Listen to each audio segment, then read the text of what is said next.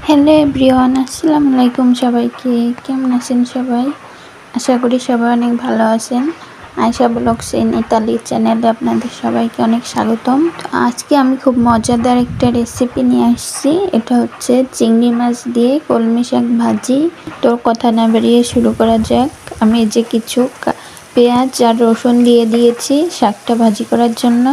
রসুন একটু বেশি পরিমাণে দিতে হবে। তারপর এই যে কিছু চিংড়ি মাছ ছোট ছোট করে কেটে দিয়ে দিয়েছি, যাতে পেঁয়াজ রসুনের সাথে চিংড়ি মাছের ঘ্রাণটা ভালো করে মিশে যায়। তারপর এই যে অল্প একটু হলুদ আর লবণ দিয়ে চিংড়ি মাছটা ভেজে নিচ্ছি পেঁয়াজ রসুনের সাথে। পেঁয়াজটা লাল লাল করে ভেজে নিব। এভাবে আমার রেসিপিটি ফলো করে যদি চিংড়ি মাছ দিয়ে কলমি শাকটা ভাজি করেন, খেতে অনেক মজা হবে। সবাই খেয়ে অনেক প্রশংসা করবে এবং এক প্লেট ভাত নিমিষেই শেষ হয়ে যাবে। শুধু শাক ভাজি দিয়েই কিন্তু এক প্লেট ভাত শেষ হয়ে যাবে, এতটাই মজাদার। যারা কলমি শাক খেতে পছন্দ করে না, তারা যদি এইভাবে চিংড়ি মাছ দিয়ে শাকটা ভাজি করে খেতে অনেক সুস্বাদু হবে। তো ভাজা শেষ, দেখতেই পাচ্ছেন।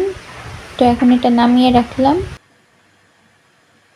তারপরে যে আমি কড়াইতে ওই তেলের ভিতরে এই যে শাকগুলো দিয়ে দিলাম। আমি শাকগুলো সুন্দর করে ধুয়ে কেটে নিয়েছি, পানি ঝরিয়ে রেখেছিলাম। তারপরে এই যে লবণ, অল্প একটু হলুদ আর কাঁচামরিচ দিয়ে ভালো করে নেড়েচেড়ে মিশিয়ে দিচ্ছি। হলুদ না দিলেও হবে, অনেকে দেয় অনেকে দেয় না। তো আমি অল্প একটু হলুদ দিয়েছি, আমি দেই। শাক ভাজির কালারটা সুন্দর আসে। এখন আমি ঢাকনা দিয়ে ঢেকে দিব 5 থেকে 7 মিনিটের জন্য। ফিরে আসলাম 7 মিনিট পরে। আমি অল্প আঁচে সিদ্ধ করে নিয়েছি।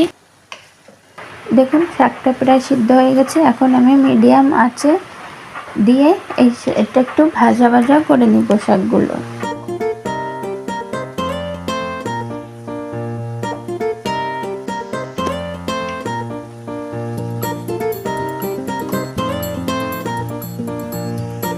শাকগুলো ভাজা ভাজা হয়ে গেছে।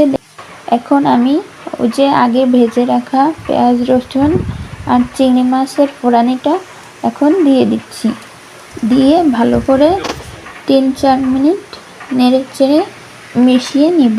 এইভাবে শাকটা ভাজি করলে কিন্তু খেতে অনেক মজাদার হবে। আপনারা ট্রাই করে দেখতে পারেন। গরম ভাতের সাথে এই শাক ভাজিটা খেতে কিন্তু অসাধারণ হবে। আমার ভাজিটা করা শেষ, এখন নামিয়ে নিচ্ছি।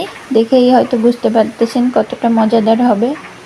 তো ভিডিওটি যদি ভালো লেগে থাকে তাহলে অবশ্যই লাইক, কমেন্ট, সাবস্ক্রাইব করবেন। আল্লাহ হাফেজ সবাইকে।